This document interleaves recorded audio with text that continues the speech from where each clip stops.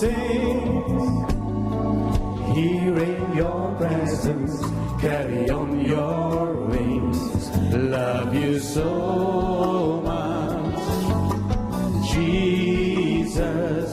Love you so much. Mari kita bangkit berdiri. How my soul, how my soul longs for you, longs to worship you forever in your power and majesty.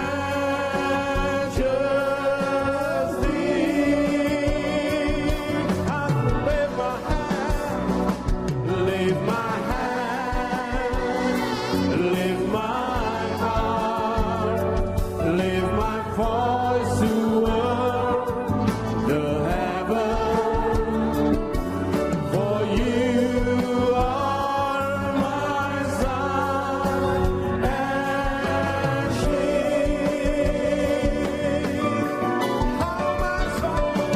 How my soul longs for you, longs to worship you forever in your power and majesty. I'll lay my hands, lift my heart, lift my voice to the heaven, for you are my sun and shield.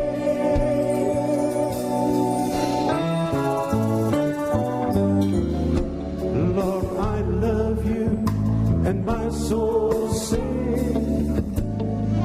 Here in your presence, carry on your wings. Love you so much, Jesus. Love you so much. We love you so much, Jesus. Love you so much. I love you so much, Jesus. Love you so much. Oh,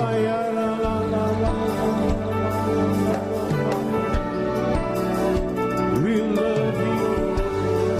We love you. Oh, Jesus.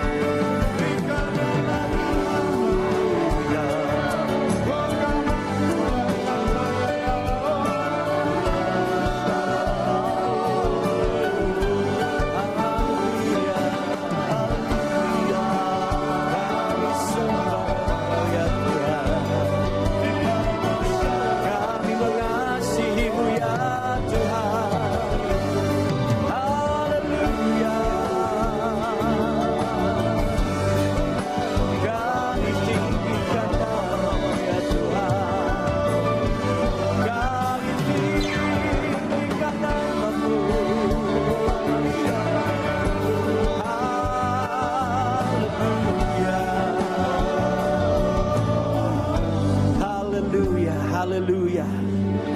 Kami mengasihi-Mu ya Tuhan. Itu sebabnya kami rindu memuji dan menyembah Engkau dari dasar hati kami yang terdalam. Dan kami percaya Tuhan bahwa pujian penyembahan kami menyenangkan hati-Mu dan berkenan di hati-Mu. Dan kami percaya sore ini hadirat Tuhan, urapan Tuhan, kuasa Tuhan sedang bergerak, menjamah dan memberkati setiap kami. Kami percaya yang sakit disembuhkan dalam hadirat Tuhan. Kami percaya yang terikat dilepaskan di dalam hadirat Tuhan. Kami percaya yang susah, berbeban berat, Tuhan sedang memberikan jalan keluar, pertolongan dan berkat tepat pada waktunya. Haleluya. Dan kami percaya tidak ada seorang pun yang Tuhan. Setiap kami diberkati oleh Tuhan. Haleluya. Terima kasih buat kehadiran-Mu ya Tuhan. Dan saatnya sore ini kami rindu mendengarkan kebenaran firman-Mu. Urapi hamba-Mu dan urapi setiap jemaat yang hadir untuk menerima kebenaran firman Tuhan. Berbicaralah karena kami siap mendengar suara-Mu. Dalam nama Yesus kami berdoa. Yang siap dengar firman Tuhan semua katakan amin. Berikan kemuliaan yang meriah bagi Tuhan. Haleluya. Silakan duduk saudara-saudara. Ya shalom. Sekali lagi semuanya shalom. Selamat sore saudara semua yang dikasihi Tuhan. Saya bersyukur hari ini boleh berjumpa dengan saudara semua. Tadi malam saya tiba dari Jakarta dan memang khusus untuk bisa melayani di tempat ini. Dan saya percaya bahwa gereja ini adalah gereja yang dicintai Tuhan, gereja yang diberkati Tuhan, dan jemaatnya semua dicintai oleh Tuhan. Saudara pasti semua diberkati oleh Tuhan. Yang percaya katakan amin. Dan berikan kemuliaan bagi Tuhan. Haleluya. Tema firman Tuhan yang akan saya sampaikan sore ini atau malam ini, sudah malam saudara ya. Judulnya adalah Eternal Perspective ya. Judul firman Tuhan pada malam ini adalah Eternal Perspective atau sudut pandang kekekalan. Ini sesuatu yang sangat penting saudaraku. Jadi orang Kristen gak boleh hanya berpikir hal-hal yang di bumi saja. Kita harus punya perspektif kekekalan. Mari kita lihat bersama-sama di dalam 2 Korintus pasal yang keempat. 2 Korintus pasal yang keempat ayat 16 sampai dengan yang ke-18. Saudara yang membawa Alkitab bisa membaca lewat Alkitab saudara. Tapi saudara yang tidak membawa Alkitab, saya sudah persiapkan di depan. Saudara bisa membaca lewat layar di depan. Saya ingin kita membaca bersama-sama ayat ini dengan suara yang keras. Apakah setiap saudara siap? Siap ya, kita baca bersama-sama dengan suara yang keras. 1, 2, 3. Sebab itu kami tidak tawar hati. Tetapi meskipun manusia lahiriah kami semakin merosot, namun manusia batinia kami dibaharui dari sehari ke sehari.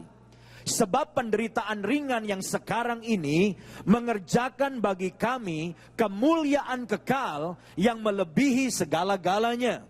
Jauh lebih besar daripada penderitaan kami. Sebab kami tidak memperhatikan yang kelihatan, melainkan yang tak kelihatan. Karena yang kelihatan adalah sementara, sedangkan yang tak kelihatan adalah kekal. Ya, berhenti sampai di sini. Saudara-saudara, rupanya inilah yang menjadi kunci keberhasilan dalam kehidupan dan pelayanan Rasul Paulus. Kalau kita melihat kehidupan pelayanan Paulus luar biasa. Bahkan kehidupan pribadinya pun penuh dengan kemenangan dari hari ke hari. Rupanya Paulus itu memiliki yang saya beri nama tadi eternal perspective atau sudut pandang kekekalan. Nah, di dalam ayat-ayat yang baru saja kita baca, di situ kita melihat apa yang Rasul Paulus yakini, apa yang Rasul Paulus pegang dalam kehidupannya. Dan ini yang saya ingin kita pelajari sama-sama. Ada 3 hal yang penting saudaraku. Dan ini semuanya berbicara tentang eternal perspective atau sudut pandang kekekalan. Mari kita lihat bersama-sama apa yang Paulus katakan. Ada 3 hal. Yang pertama, di sini yang pertama saya melihat bahwa Paulus melihat pertumbuhan rohani atau manusia batiniah lebih penting daripada hal jasmani.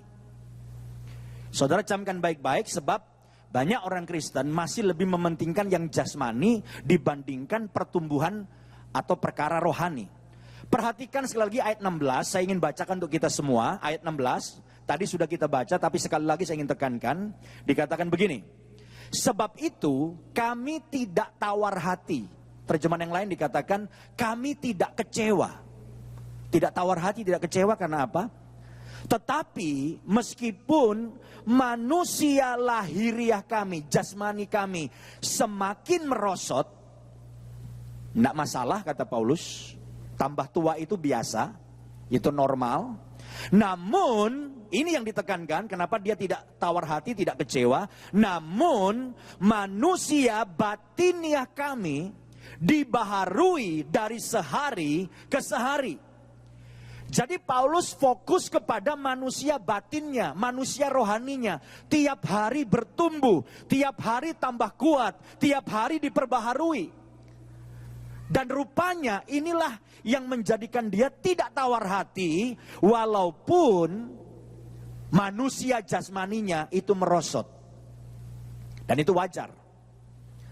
Kita mau tidak mau, suka tidak suka, setiap hari menjadi bertambah apa saudara? Tambah tua. Cuma kalau orang berduit, saudaraku ya, ketuaannya itu bisa ditahan. Minum obat anti-aging, ya. Terus kalau yang lebih berani, operasi plastik supaya kerut-kerutnya ditarik, ya. Udah ditarik, bertahan 2-3 tahun, kendor lagi, ditarik lagi, ya, kendor lagi, ditarik 5 kali tarik, lama-lama robek, saudaraku. Hanya menunda, tetapi saudara-saudara, tetap manusia jasmani kita mau tidak mau tambah hari tambah tua. Setuju tidak? Setuju ya? Walaupun kita banyak yang mungkin gak mau jadi tua, ibu-ibu gak mau jadi tua. Istri saya pun, istri pendeta pun, pernah dia bilang sama saya kepingin gak jadi tua. Saya bilang tidak bisa. Itu alamiah, setiap manusia akan menjadi apa? Tua. Tapi yang penting fokus kita bukan yang jasmani, tetapi fokus kepada pertumbuhan rohani. Nah persoalannya banyak orang Kristen itu ikut Yesus justru menekankan kepada hal-hal yang jasmani.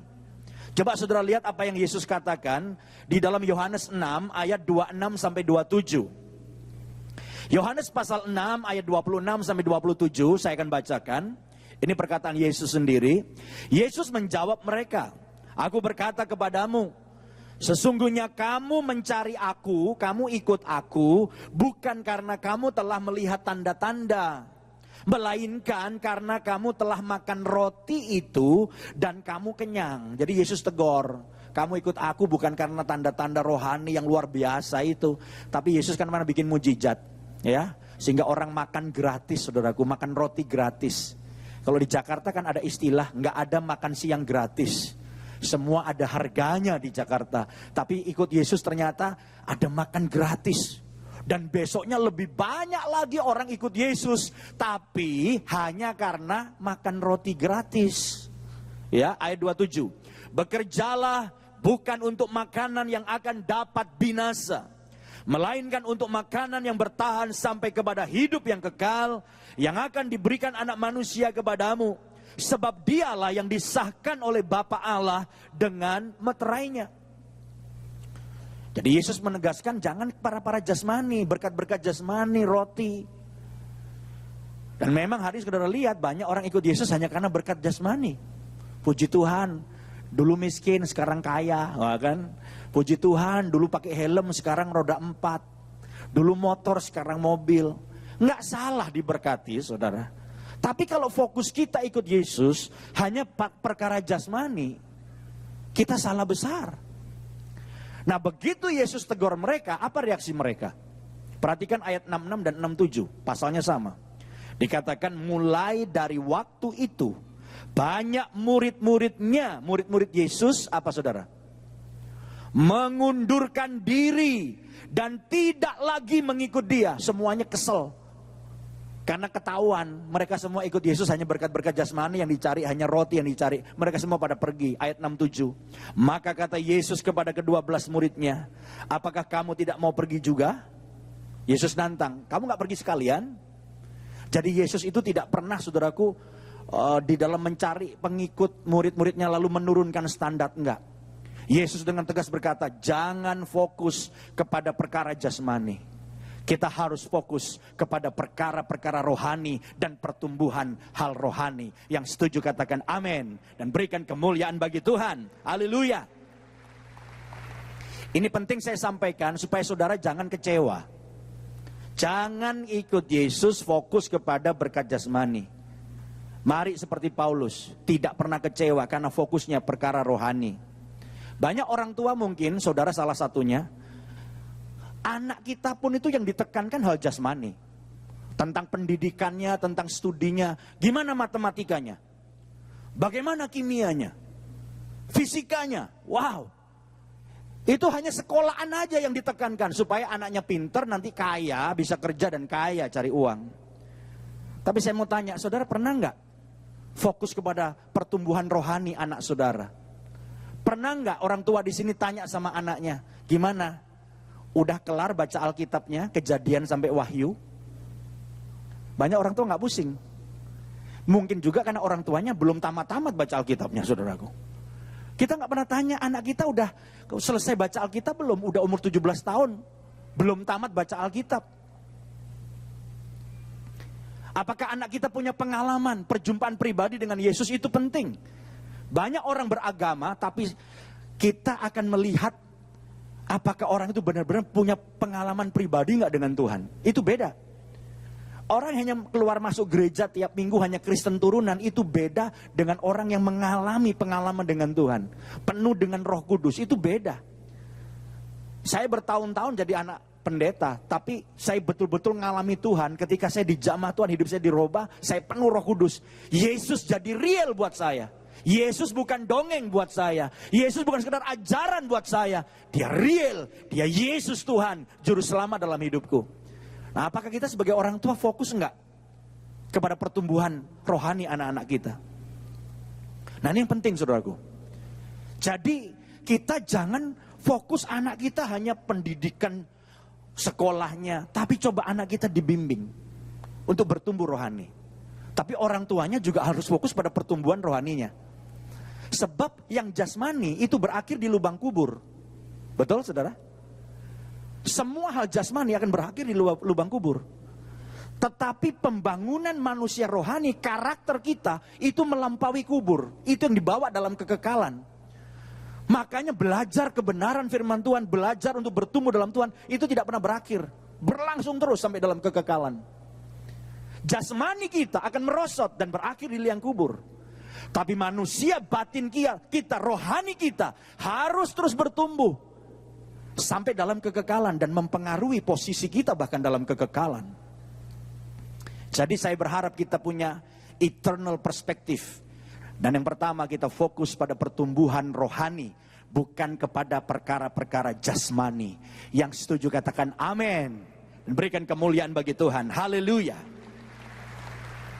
Sekarang yang kedua, saya melihat Paulus itu punya eternal perspective. Dan yang kedua, Paulus fokus pada kemuliaan kekal di balik penderitaan yang dialami. Nah, rupanya ini rahasianya kenapa dia bisa bertahan dalam penderitaan. Karena dia tidak fokus pada penderitaannya. Dia fokus kepada di balik penderitaan ada kemuliaan kekal yang Tuhan sediakan. Perhatikan ayat 17. Tadi sudah kita baca, tapi kita perhatikan sekali lagi, saya akan bacakan. 2 Korintus 4 ayat 17 dikatakan begini. Sebab penderitaan ringan, wow dahsyat ini. Penderitaan ringan yang sekarang ini mengerjakan bagi kami kemuliaan kekal. Jadi penderitaan dan kemuliaan ini connect. Dan Paulus berkata, penderitaan ringan yang sekarang ini kami alami menghasilkan kemuliaan kekal yang melebihi segala-galanya, jauh lebih besar daripada penderitaan kami. Makanya saudaraku, kita mulai menemukan rahasia kenapa Paulus ya dalam penderitaan yang luar biasa tetap setia, tetap ikut Tuhan. Bahkan dia bilang penderitaannya apa tadi? Penderitaannya apa? Ringan. Ringan. Tapi sebetulnya tidak ringan. Penderitaan Paulus itu luar biasa, saudara. Paulus mengalami yang namanya dipukul. Dia dipukul. Paulus mengalami yang namanya dicambuk. Paulus mengalami yang namanya kapalnya karam dan dia hampir mati. Paulus mengalami dalam penginjilannya, misinya, kelaparan, kedinginan, dirajam batu dan hampir mati. Tapi dia bilang ringan. Karena apa? Dia punya eternal perspektif. Sudut pandang kekekalan, bahwa penderitaan ini nanti menghasilkan kemuliaan kekal. Nah, kalau saudara hanya fokus di bumi, nggak bisa nangkep apa tuh kemuliaan kekal. Bahkan ketika Paulus menghadapi kematiannya, saudara tahu Paulus matinya gimana? Setelah dia masuk penjara, diadili, banding, naik banding, masuk penjara lagi, diadili. Dan dia berkata, aku tahu saat kematianku sudah dekat. Roh Kudus kasih tahu, kamu ntar lagi mati, kamu dieksekusi. Saya mau tanya sama saudara, di sini ada yang mau tahu nggak kapan matinya? Siapa yang pengen tahu kapan matinya? Ada? Kalau saya nggak mau. Kenapa saudara? Jangan-jangan mau mati 5 tahun lagi, sekarang udah stres. Tapi Paulus, dia Roh Kudus kurang lebih kasih tahu. Makanya dia tulis dalam Alkitab, saat kematianku sudah dekat, darahku bentar lagi dicurahkan. Dan betul akhirnya dia dieksekusi dengan cara diapakan? Dipancung, dipenggal kepalanya. Tapi dia nggak pernah mengeluh. Karena dia tidak melihat penderitaannya, dia melihat kemuliaan yang Tuhan sediakan, kemuliaan kekal yang Yesus sediakan. Nah, saudara tahu nggak murid-murid yang Yesus yang lain matinya gimana? Murid Yesus yang lain, saudaraku, seperti Petrus. Petrus itu ditangkap di Roma pada waktu memberitakan Injil. Waktu dia ditangkap kemudian digebukin, saudaraku, dianiaya dan dijatuhi hukuman mati. Dia mau disalib seperti Yesus. Dan itu disalib itu menderita sakitnya luar biasa. Tapi kemudian Petrus punya permintaan. Dia bilang sama eksekutornya, bisa nggak saya jangan disalib seperti Yesus? Eksekutornya nanya, kenapa? Saya nggak layak disalib seperti guruku, Yesus. Yesus Tuhanku, Juru Selamatku. Tolong salibkan aku terbalik, kaki di bawah, kepala di bawah dan kaki di atas. Dan tradisi gereja mencatat Petrus mati disalib terbalik, kepala di bawah dan kaki di atas. Salah satu murid Yesus yang lain namanya misalnya Thomas. Saudara tahu Thomas matinya gimana? Thomas memberitakan Injil di India. Tradisi gereja mencatat Thomas memberitakan Injil ke India. Dan di India ditangkap dia. Dan dieksekusi. Dia dihukum mati dengan dijadikan sate, saudara. Jadi dia ditombak dari bawah, tombaknya itu tembus sampai kepala. Tapi Thomas nggak nangis-nangis ketakutan karena menderita. Bahkan dia bergembira karena dia bisa menderita. Menderita karena Yesus. Nah, kenapa? Saya percaya seperti Petrus, seperti Thomas, murid-murid Yesus yang lain. Itu saya nggak bisa sebutkan, banyak murid Yesus kan ada beberapa matinya juga sedih. Murid-murid yang lain di luar 12 itu juga luar biasa. Ada yang diseret dengan kuda, ditarik sepanjang jalan dan mati dengan tubuh yang hancur. Ada yang ditangkap dan dikulitin hidup-hidup. Ada yang ditangkap dan digebukin dulu, saudaraku, sambil dipersiapkan satu wajan yang besar. Lalu ada minyak dan itu minyak dipanasin sampai mendidih. Lalu ini murid-murid Tuhan itu digoreng hidup-hidup. Dan matinya crispy, saudaraku. Bukan Kentucky yang crispy itu, matinya crispy. Tapi nggak ada di antara mereka yang mengeluh, aduh aku menderita. Tidak. Mengapa? Karena melihat di balik penderitaan, Tuhan menyediakan kemuliaan. Dan kemuliaannya bukan sementara, kemuliaan kekal di sorga.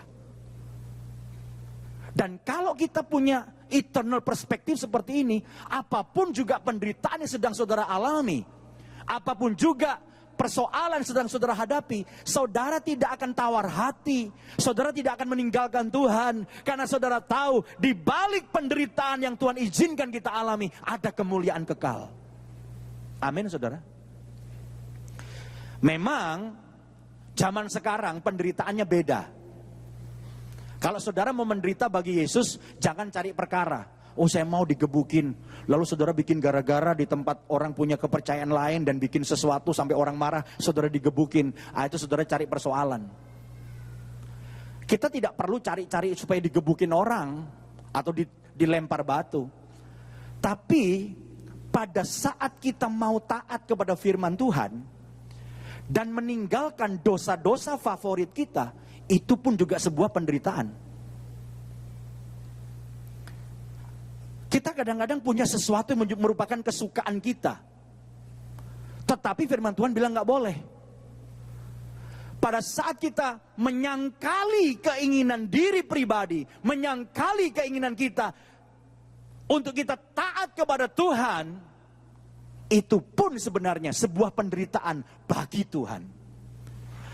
Hari ini saya menantang setiap saudara, berani nggak saudara berkata, saya rela menderita Tuhan. Saya menyangkal daging saya. Ini dosa favorit saya. Tapi saya mau tinggalkan hal ini. Saya tahu ini penderitaan yang luar biasa. Mungkin di sini ada anak-anak muda yang saya mau menderita bagi Tuhan. Saudara nggak perlu digebukin. Anak-anak muda di sini nggak perlu. Tapi ketika saudara bertobat dari cara pacaran yang nggak benar, dari cara saudara bergaul yang tidak benar, meninggalkan mabok-mabokan, meninggalkan rokok dan narkoba dan sebagainya, itu sebuah penderitaan yang harus kita pikul. Dan jangan saudara berpikir bahwa ketika Anda melakukan itu, tidak ada kemuliaan kekal yang Tuhan berikan. Saya percaya setiap anak Tuhan yang rela menderita, menyangkal dirinya demi ketaatannya kepada Tuhan, ada kemuliaan kekal yang Tuhan sediakan bagi setiap kita. Haleluya. Tapi kalau kita hanya fokus, ya sekarang naik motor, besok naik mobil, saudara nggak nangkep khotbah saya. Ini kita bicara tentang anak Tuhan yang benar-benar mau naik kelas, yang punya eternal perspektif, yang lebih fokus kepada membangun manusia rohani dibanding manusia jasmaninya, yang nggak pusing penderitaan apapun yang akan dialami. Yang penting dia mau taat kepada Tuhan. Karena dia tidak fokus kepada penderitaannya, dia fokus kepada kemuliaan kekal yang Tuhan sediakan bagi setiap orang yang rela menderita untuk kemuliaan Tuhan. Yang setuju katakan amin. Berikan kemuliaan bagi Tuhan. Haleluya. Satu kali saudara, ada seorang misionaris dari Afrika. Ini misionaris sudah puluhan tahun di pedalaman Afrika. Dia mau pulang ke Amerika. Dia telah menunaikan tugasnya dari dia muda sampai dia tua di pedalaman Afrika. Dia sekarang pensiun, umur udah 70 tahun. Dia mau kembali ke Amerika. Dia naik kapal. Tanpa disengaja, dia satu kapal dengan Presiden Amerika, yang juga mau pulang dari Afrika ke Amerika. Kalau nggak salah namanya Roosevelt, presidennya. Ini presiden baru berburu, saudaraku, nembakin binatang. Nah setelah dia nembakin binatang, berburu 1-2 minggu di pedalaman Afrika, dia juga mau pulang. Lalu si misionaris ini berkata, pantes ya, ini kapal begitu luar biasa, dibersihin, dijaga, banyak tentaranya. Rupanya ada presiden Amerika yang berada di dalam kapal itu. Wah, jadi sepanjang perjalanan dia juga bisa melihat bahwa kapal itu memang dijaga ketat luar biasa. Singkat cerita, kapal itu hampir sampai di pantai New York.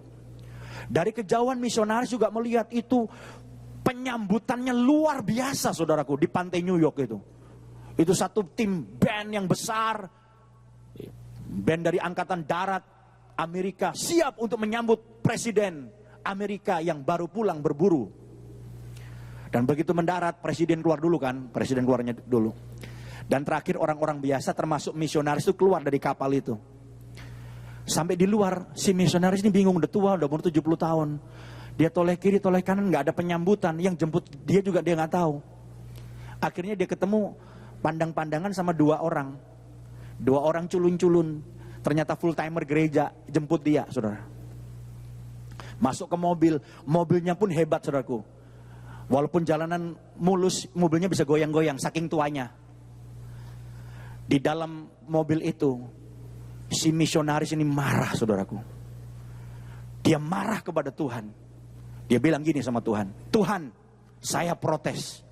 Tuhan tidak adil.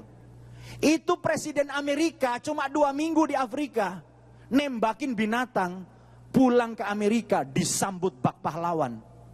Saya dari muda sampai tua Tuhan memberitakan Injil di pedalaman Afrika. Saya pulang dari muda sampai tua saya korban. Saya pulang tidak ada penyambutan buat saya. Ini tidak adil Tuhan. Ini tidak adil Tuhan. Pada waktu dia marah saudaraku dalam mobil jelek itu, Tiba-tiba Roh Kudus berbisik dengan lembut. Hai hambaku, kamu tahu nggak kenapa kamu nggak ada yang nyambut? Kenapa tidak ada yang menyambut kamu? Kamu tahu nggak? Si hamba Tuhan, si misionaris menjawab, saya tidak tahu Tuhan.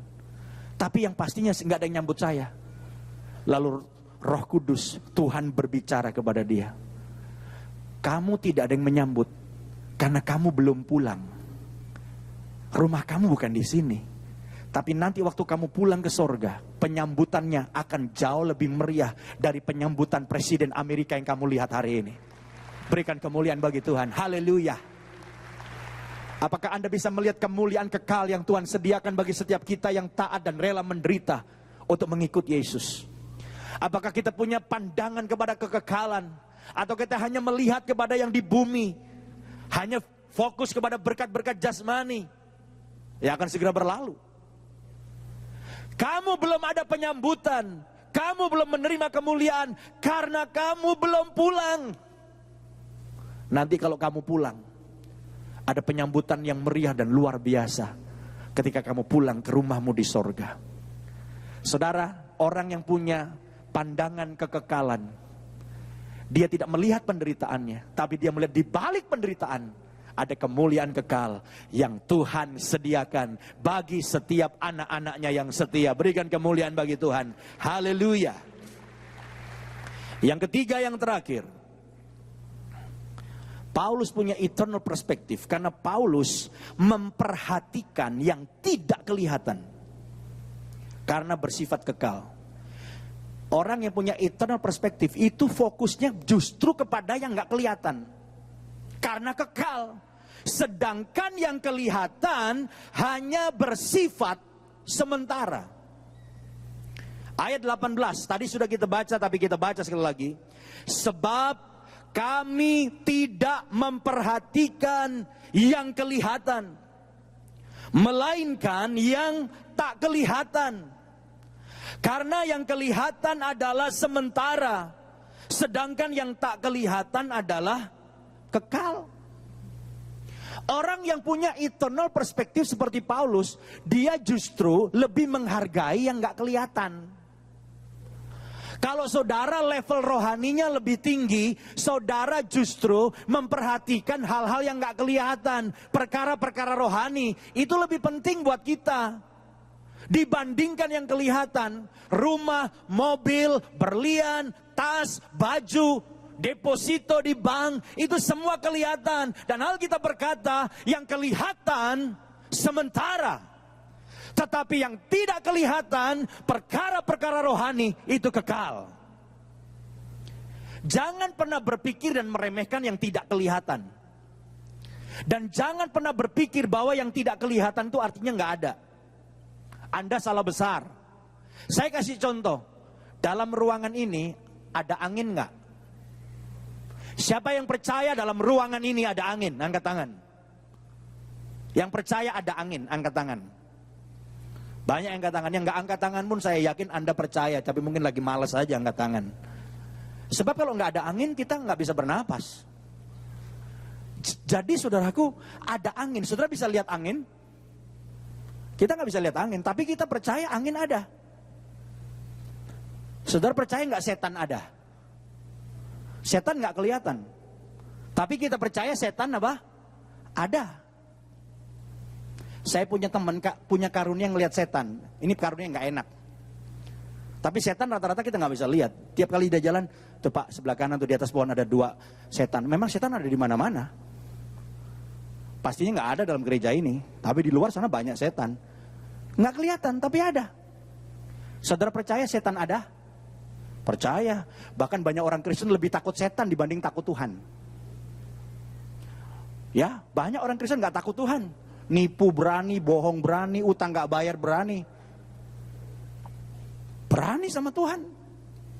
Tapi masuk ruangan gelap aja, bulu kuduk berdiri, "Hi, ada setan," langsung kabur. Takut sama setan. Setan tidak kelihatan tapi ada. Angin gak kelihatan tapi ada. Jadi yang tidak kelihatan jangan dibilang nggak ada. Bahkan yang tidak kelihatan, perkara rohani itu kekal. Ada ayat lain yang menunjukkan dahsyatnya yang nggak kelihatan. Sebab yang ada, yang kelihatan justru disebabkan dari yang nggak kelihatan. Ibrani 11 ayat 3. Coba lihat. Karena iman kita mengerti bahwa alam semesta telah dijadikan oleh firman Allah. Sehingga, perhatikan, apa yang kita lihat, bisa lihat, kita raba, bisa, telah terjadi dari apa yang tidak dapat kita lihat. Yang kelihatan itu terjadi karena yang nggak kelihatan. Jadi saya ingin beritahu, itu powerful yang nggak kelihatan, dahsyat, dan yang nggak kelihatan itu kekal. Sorga itu ada. Amin. Siapa yang percaya sorga itu ada?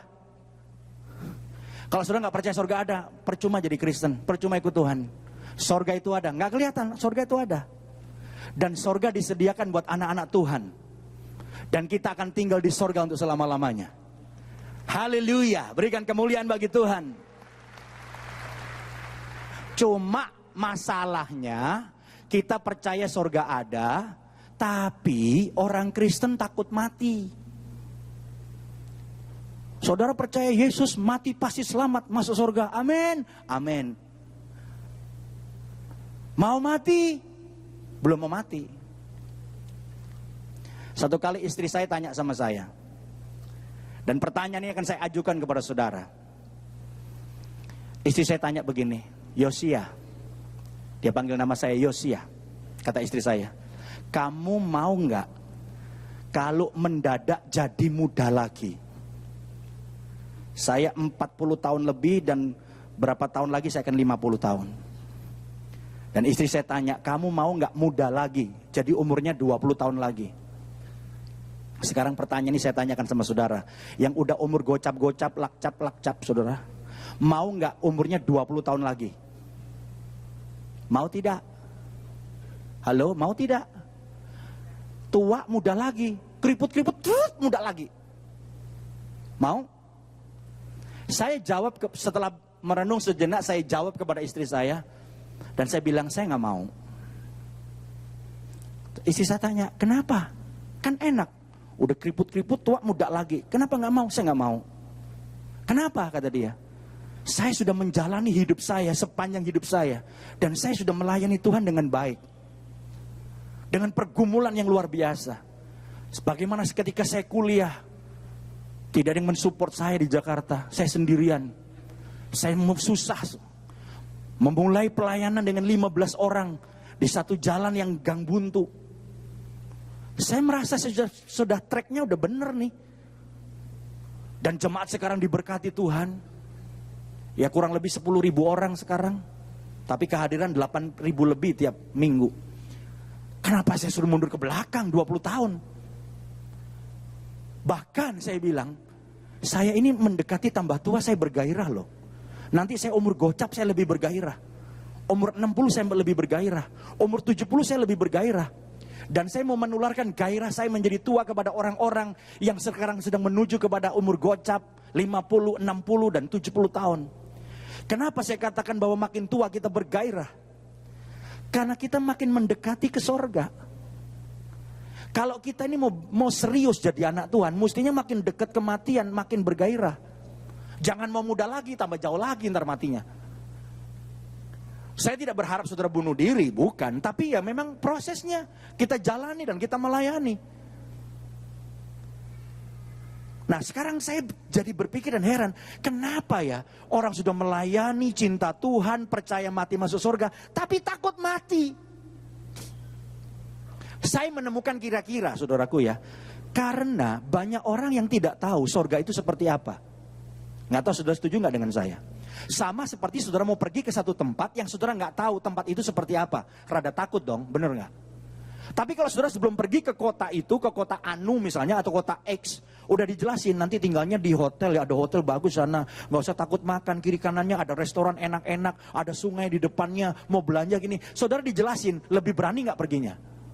Lebih berani karena saudara tahu seperti apa kota itu. Nah, saya berpikir juga ada banyak orang mau ke sorga takut. Kenapa? Karena tidak tahu sorga itu seperti apa. Atau saudara salah konsep tentang surga itu seperti apa?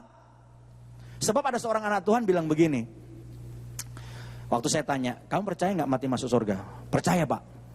Tapi saya nggak begitu kepengen pergi ke surga. Saya tanya, kenapa kamu nggak kepengen ke surga? Kita semua kan tinggal di surga. Saya nggak kepengen, Pak. Kenapa? Saya membayangkan tinggal di surga itu membosankan, katanya. Nah, saya tanya, kenapa membosankan? Bayangkan ratusan tahun, Pak, nyanyi paduan suara terus, apa nggak bosen, katanya. Nah, saya jadi berpikir, oh, rupanya banyak orang konsepnya salah. Kalau saudara benar-benar mempelajari surga seperti apa, saya khawatir banyak yang pengen segera sampai surga loh. Surga tidak kelihatan tapi real, ada. Dan Tuhan sedang mengerjakan itu satu tempat yang luar biasa. Saya kasih 1-2 ayat tentang surga, saudara, supaya saudara tahu. Ada banyak ayat yang lainnya, seperti misalnya pintunya terbuat dari apa, temboknya itu dari apa, itu Yerusalem baru. Jalanannya itu nggak ada jalanan lobang, itu bercahaya. Surga itu nggak pernah malam, tidak pernah gelap, terang benderang, tidak perlu listrik, tidak perlu matahari. Tapi ada suasana yang luar biasa indahnya, karena kemuliaan Tuhan di sana, tidak perlu listrik dan terang benderang. Coba kita lihat ya, 1-2 ayat saja, supaya saudara pengen pergi ke surga. Wahyu 22 ayat 1-2. Ini ayat terakhir. Wahyu 22 ayat 1-2 dikatakan begini. Lalu ia menunjukkan kepadaku sungai air kehidupan yang jernih bagaikan kristal dan mengalir keluar dari tahta Allah dan tahta anak domba itu. Jadi ada sungai yang mengalir dan airnya apa tadi? Jernih bagaikan apa? Kristal. Wow. Saudara tahu nggak kristal? Bukan toples, beda. Kristal itu luar biasa beningnya, saudaraku. Saya punya jemaat jualan kristal. Sungai di sorga, sungai kehidupan itu airnya jernih seperti kristal. Saya kalau ke Jakarta cari sungai yang jernih aja nggak ada. Sungainya jorok semua di Jakarta. Surabaya saya rasa mungkin lebih baik ya. Penuh banyak kotoran. Sungai di sorga itu jernih, pakai kristal. Terus di tengah-tengah jalan kota itu, Yerusalem baru ini maksudnya, yaitu di seberang menyeberang sungai itu, ada pohon-pohon kehidupan yang berbuah 12 kali, tiap-tiap bulan sekali. Dan daun pohon-pohon itu dipakai untuk apa, saudara? Menyembuhkan bangsa-bangsa. Jadi rupanya di surga itu ada pohon dan ada buahnya. Nah, mungkin kita akan makan buah itu. Bapak, ada ayatnya loh, Pak. Di surga tidak makan minum, betul nggak? Yes, betul. Di surga nggak makan minum. Tidak makan steak, pizza hut yang saudara makan. Tapi di surga dengan tubuh kemuliaan yang kita miliki, mungkin ada asupan lain. Buah dari pohon kehidupan yang mungkin manisnya seperti apa, enaknya seperti apa, kita nggak tahu. Tapi akan dahsyat, saudaraku. Dan yang luar biasa, ternyata di sini disebutkan bahwa daun dari pohon itu akan menyembuhkan apa? Bangsa-bangsa. Berarti di sorga yang katanya nggak ada orang sakit, itu ada orang sakit loh, saudara. Saya akan berikan fakta-fakta yang akan mengagetkan saudara tentang sorga. Kok bisa? Saya kasih tahu, nanti di sono itu ya ada yang masuk yang namanya Yerusalem baru, itu nggak sembarang orang. Pelayan-pelayan Tuhan di sini saya harapkan akan minimal yang setia, yang memimpin dalam gereja ini yang sungguh-sungguh minimal jadi bupati di sono dan akan masuk ke dalam Yerusalem baru. Tapi saya baca banyak penafsiran dari banyak teolog. Tapi ada bangsa-bangsa yang tidak pernah menolak Yesus, tidak pernah menolak, tapi juga nggak pernah terima Yesus karena nggak pernah dapat kesempatan, nggak pernah dengar. Mungkin tidak bisa masuk Yerusalem baru, tapi ada di luar. Nah, bangsa-bangsa itulah, kalau saudara baca buku tafsirannya Wahyu, saudara pelajari Wahyu itu banyak tafsiran tentang Wahyu. Itu bangsa-bangsa yang di luar Yerusalem baru itu bisa sakit dan disembuhkan lewat daun dari pohon kehidupan yang ada di dalam kota Yerusalem baru. Kalau saudara membaca tentang kota Yerusalem baru, di mana saudara akan tinggal di sana, yang menang, yang sungguh-sungguh menang bersama dengan Tuhan, saudara akan memerintah bersama Yesus. Kalau saudara orang yang luar biasa dalam pelayanan, mungkin jadi bupati, ada yang jadi camat, bupati, atau jadi gubernur. Wow, lebih hebat lagi. Orang-orang yang memenangkan jiwa, yang rela menderita bagi Tuhan, akan punya posisi yang luar biasa. Dan saudara jangan berpikir surga itu nggak ada apa-apa. Anda salah besar.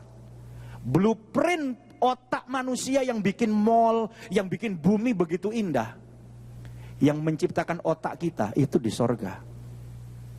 Saya nggak bisa bayangkan indahnya sorga kayak apa, dahsyatnya seperti apa, bangunannya seperti apa, luar biasa indahnya, saudaraku. Dan saya beritahu, saya tambah tua makin bergairah. Kenapa? Saya pengen melihat indahnya sorga. Kita punya eternal perspective. Jangan saudara hatimu di bumi. Alkitab berkata, kemah kita di bumi akan dibongkar. Rumah saudara yang megah itu kemah aja. Tubuh kita tuh kemah sementara. Pakai istilah kemah akan dibongkar. Kita akan tinggal di rumah kita di sorga. Bukan 70 tahun, bukan 80 tahun. Tapi untuk selama-lamanya kita akan tinggal di sana. Haleluya. Jangan ikut Yesus hanya fokus berkat jasmani yang 80 tahun, 70 tahun, dan habis di kuburan. Fokus kepada yang tidak kelihatan. Seperti Rasul Paulus, nanti kekristenanmu kan jauh lebih kuat. Rela menderita buat Tuhan. Melayani gak hitung-hitungan, berkorban lebih banyak. Ngasih kolekte persembahan akan lebih besar. Kenapa? Karena harta yang saudara simpan di bumi akan sampai di kuburan. Tapi bisa Anda convert, jangan simpan harta di bumi, simpan di sorga. Jadi Anda bisa kirim kekayaan di sorga. Seperti apa bentuknya nggak jelas. Tetapi saya mau beritahu, kita bisa kirim kekayaan kita di sorga. Ini waktu orang belajar sorga, pelitnya bisa hilang, saudaraku.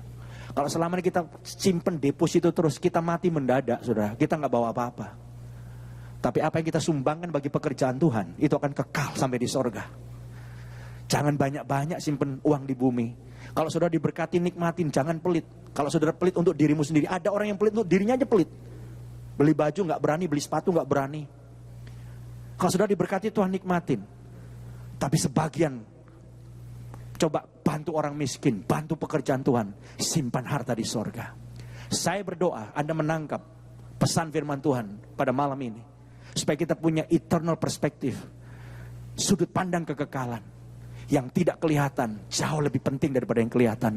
Sebab yang kelihatan sementara, tetapi yang tidak kelihatan itu kekal. Pemain musik siapkan diri, kita berikan kemuliaan bagi Tuhan. Haleluya. Haleluya. Saya ingin kita nyanyi pujian yang saya percaya akan dinyanyikan oleh jutaan malaikat, miliatan malaikat. Dan malaikat akan berkata, holy, holy, holy. Saudara tahu jumlah malaikat ada berapa? Ada yang tahu jumlah malaikat ada berapa? Nggak ada yang tahu? Nggak tahu jumlah malaikat berapa? Saya juga nggak tahu jumlah malaikat berapa. Tapi saya perkirakan miliatan. Sebab jumlah malaikat ada hubungannya dengan jumlah manusia. Saudara bisa pelajarin. Banyak. Dan malaikat itu akan mengepakkan sayapnya yang bisa terbang. Malaikat macam-macam tugasnya. Dan mereka akan berkata, holy, holy, holy. Mungkin C kalau nggak salah. Haleluya. Mari kita bangkit berdiri bersama-sama. Holy, holy, holy are you Lord. Haleluya. Holy, holy, holy are you Lord. Haleluya. The elders and angels bow.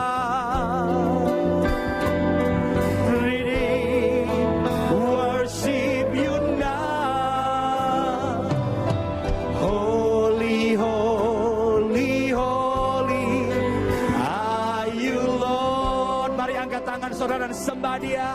Holy, holy, holy. Holy, holy, holy are you Lord. Angkat tanganmu dan sembah Dia. Oh, holy, holy, holy are you Lord. The elders and angels, and angels bow, greeting, worship you now. Holy, holy, holy saudara. Lagu ini bilang, the elders and angel bow. Alkitab bilang ketika 24 tua-tua melihat kemuliaan anak domba, Yesus Kristus yang tersembelih dan darahnya dicurahkan, mereka melemparkan mahkotanya. Dan mereka berkata, aku tidak layak menerima kemuliaan. Dan mereka sujud, malaikat sujud, tua-tua sujud. Dan mereka berkata, holy, holy, holy are you Lord. Engkau kudus Tuhan, Engkau layak ditinggikan. Saya ingin gereja ini dipenuhi dengan kemuliaan sorga. Saya ingin setiap mata jasmani Tuhan celikkan mata rohani saudara untuk melihat kemuliaan sorga. Saya ingin setiap anak Tuhan merindukan sorga, karena kita akan tinggal selama-lamanya di sana. Berapa banyak sudah berkata, jamaahku Tuhan, supaya aku punya eternal perspective. Angkat tangan saudara, angkat tangan saudara. Holy, holy, holy are you Lord. Angkat tanganmu dan sembah Dia, Jesus. Holy, holy, holy are you Lord. Hallelujah. The elders and angels bow, greeting, worship you now. Holy, holy, holy are you Lord. Sekali lagi semua angkat tangan, angkat hati, angkat suaramu sembah Dia.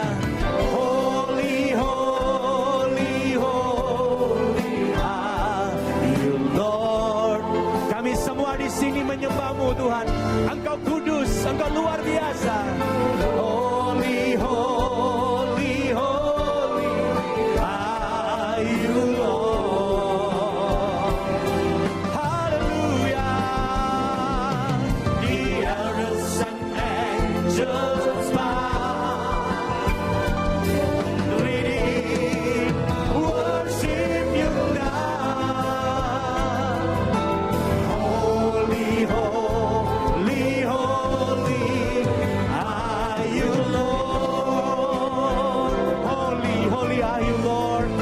Hallelujah.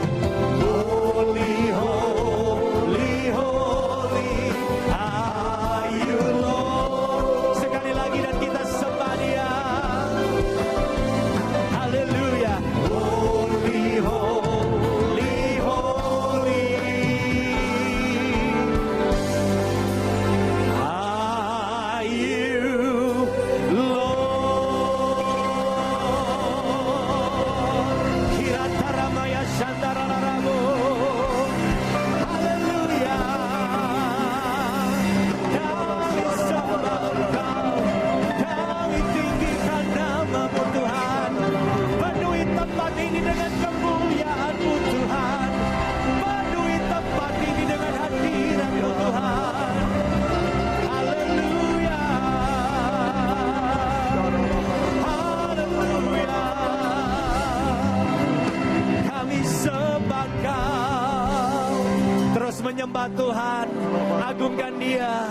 Holy, holy, holy are you Lord.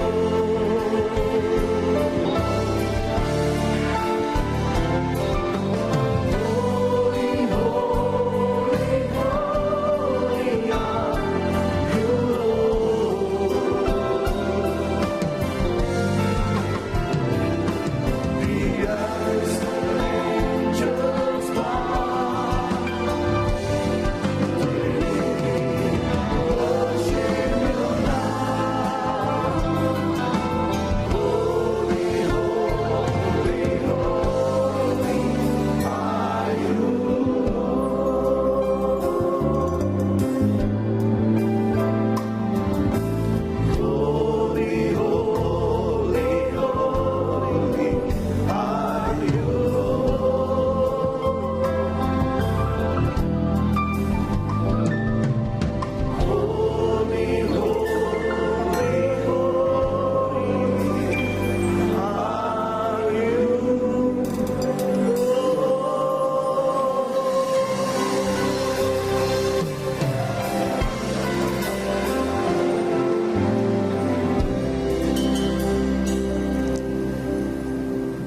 kebenaran firman yang membangkitkan roh kami, memampukan kami untuk menghidupkan hidup ini sebagaimana yang Engkau mau.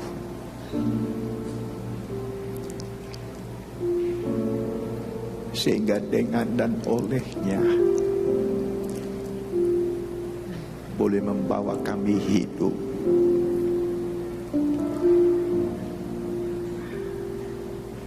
dan menjadikan hidup kami menjadi keagungan kemuliaan bagi nama-Mu. Berkati hamba-Mu yang sudah menjadi berkat bagi kami malam ini. Biar kepenuhan Tuhan oleh pengurapan dan kekuatan kuasa Roh-Mu terus makin bertambah-tambah, sehingga makin nyata lebih lagi panggilan dan pilihan serta ketetapan Tuhan dalam pelayanan, penggembalaan, dan dimanapun Tuhan percayakan hamba-Mu melayani. Berkati juga keluarganya.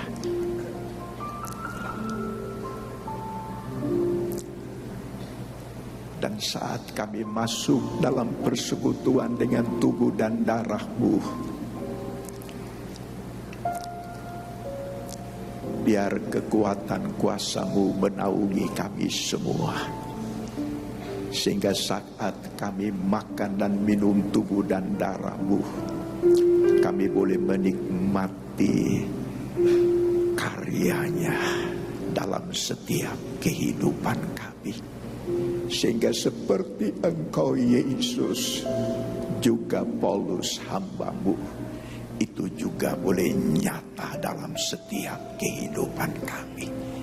Berkat-Mu turun atas hamba-hamba-Mu yang melayani, ya turun juga atas kami semua yang dilayani dalam nama Yesus. Jemaat silakan duduk.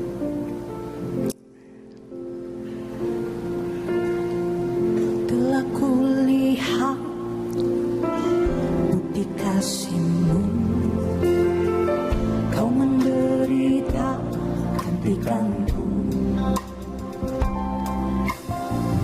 Dengan darah-Mu Kau selamatkanku. Kini ku hidup menyenangkan-Mu. Telah kulihat bukti kasih-Mu, Kau menderita gantikanku. Dengan darah-Mu Kau selamatkanku. Kini ku hidup menyenangkan-Mu. Terlalu besar kasih-Mu Bapa, pengorbanan yang Kau berikan bagiku. Terlalu mahal darah-Mu Yesus, tercurah untuk menebus hidupku.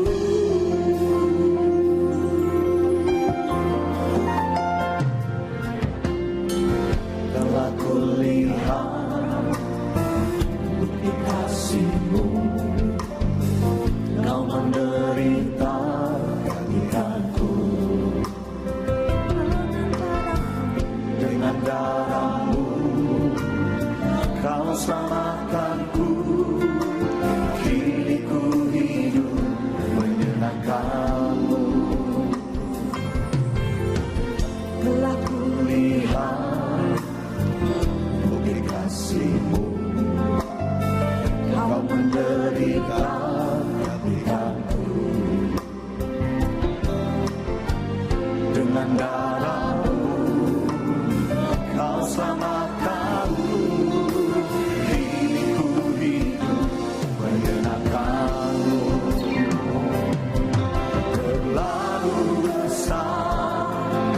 kasih-Mu Bapa, pengorbanan yang Kau berikan bagiku terlalu mahal. Darah-Mu Yesus tercurah untuk menebus hidupku. Terlalu besar kasih-Mu Bapa, pengorbanan yang Kau berikan bagiku. Mari saya ulang semua. Terlalu mahal. Darah-Mu Yesus tercurah untuk menebus hidupku. Mari kita angkat. Terlalu besar kasih-Mu Bapa, pengorbanan yang Kau berikan bagiku. Terlalu mahal. Darah-Mu Yesus tercurah untuk menebus hidupku. Tercurah untuk menebus hidupku. Tercurah untuk menebus hidupku. Mari kita sembah Dia.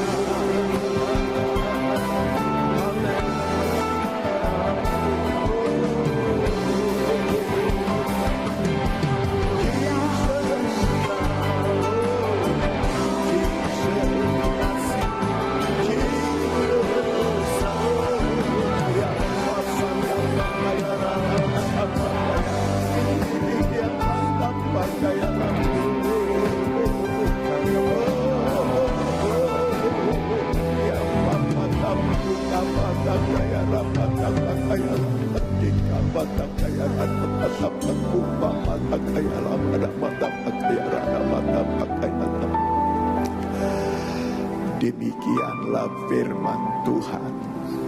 Bukankah roti yang terpecah-pecahkan ini menyatakan kepada kita bahwa kita bersekutu dengan tubuh Kristus? Dengan iman kita makan dalam nama Yesus.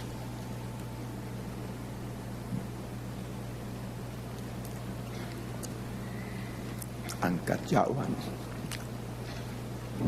Kubariana masika batak kukumpakna tak kuriana masikar ini aku nama tak kayaran. Oh riara masika batak kaya lama dapat apa kemamata kaya rana aku masika ini aku mata kaya lama namaku mata kaya. Haleluya, haleluya. Demikianlah firman Tuhan. Bukankah cawan yang diberkati dalam nama Yesus menyatakan kepada kita bahwa kita bersekutu dengan darah Yesus?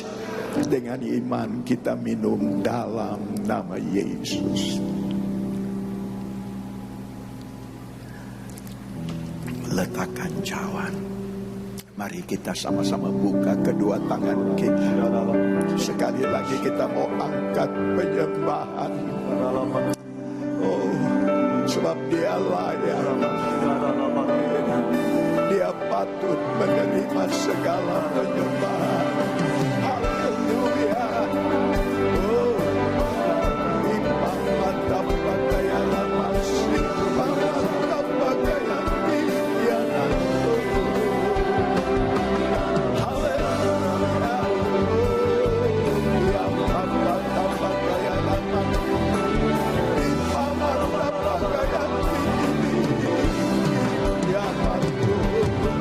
Jesus,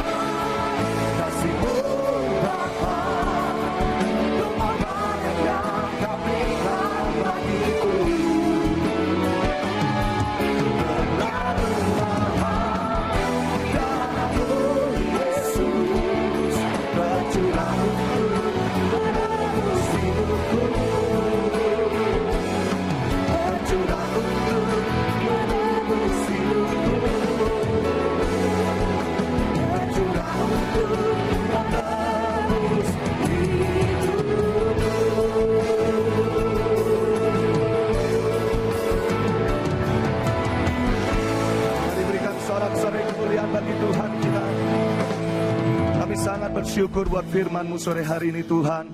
Biarlah Engkau memberkati hamba-Mu yang sedang menyampaikan firman-Mu. Kau berkati pelayanannya, Kau berkati keluarganya di dalam nama Tuhan Yesus. Dan terima kasih juga Tuhan buat persekutuan kami dengan tubuh dan darah-Mu Tuhan. Kami percaya kini hidup kami, hidup yang berkemenangan di dalam Engkau Tuhan. Terpujilah nama-Mu, terpujilah nama-Mu Tuhan. Terima kasih Bapa.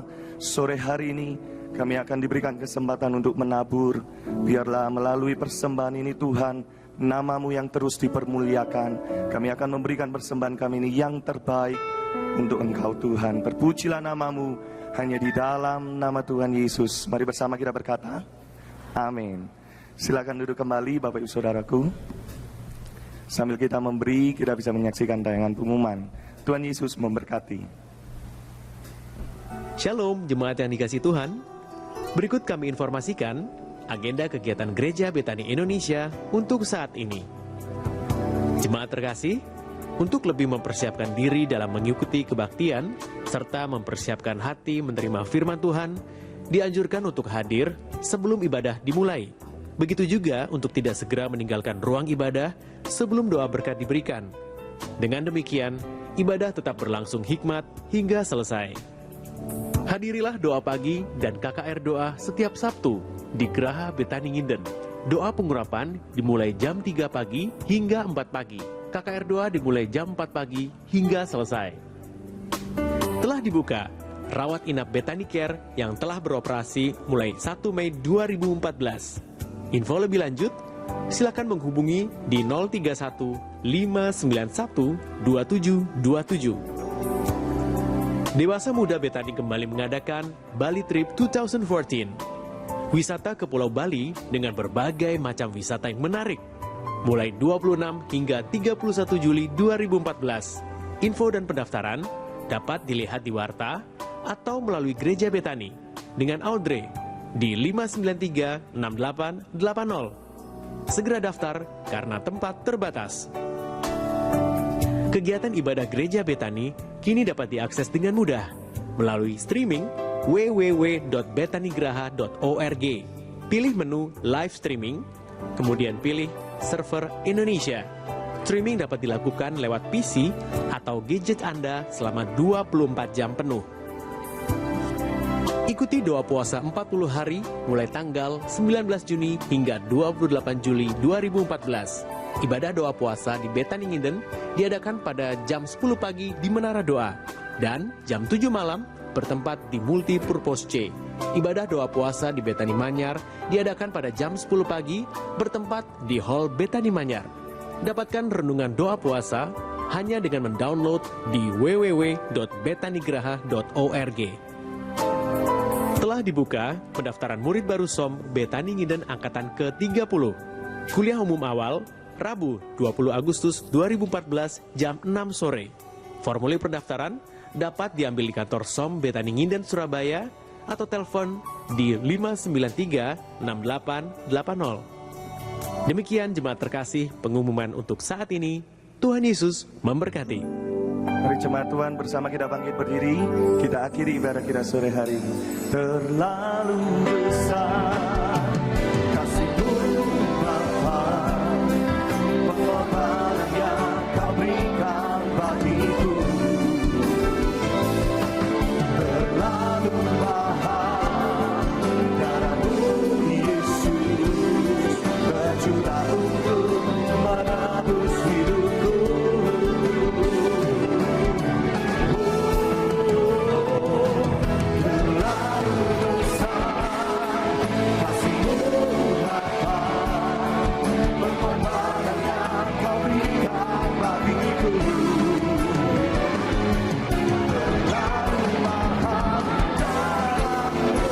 Yesus, tercurah untuk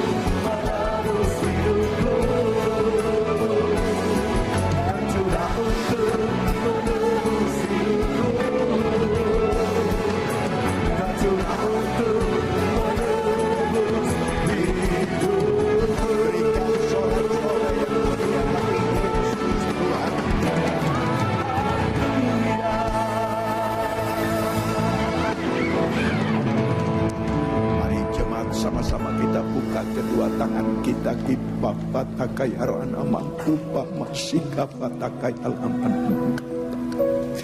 Jemaat yang dikasihi Tuhan, terimalah anugerah rahmat daripada Bapa, kasihnya dalam Yesus, kekuatan kuasanya dalam rohnya yang kudus, untuk terus menaungi, membimbing, menyertai dan memberkati kita semua sepanjang malam ini hingga Maranatha Yesus datang, bahkan sampai selama-lamanya. Dalam nama Yesus, semua yang percaya bersama-sama berkata amin. Selamat malam. Tuhan Yesus sertai dan berkati saudara semua.